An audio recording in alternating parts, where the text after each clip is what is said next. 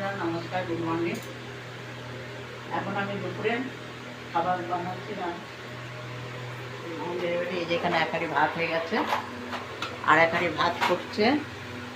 এখানে পাঁপড় ভাজা হয়ে গেছে,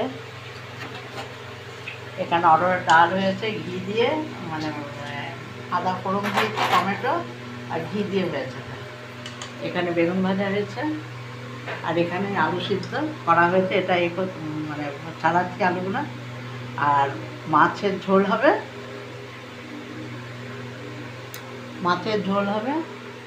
আর ফুলকপির তরকারি হবে। ওই দুটো তো বাকি আছে, ওই দুটো আমার বৌমা মানে ডলি ও গেছে বাজারে, ফুলকপিটা নিয়ে আসবে আর মাছটা আনবে, ওই দুটো ও করবে। আর আমার যদি ভিডিওটা ভালো লাগে তাহলে লাইক, কমেন্ট, শেয়ার আর সাবস্ক্রাইব করবেন। আর পরের ভিডিও দেখার জন্য অনুরোধ রইল।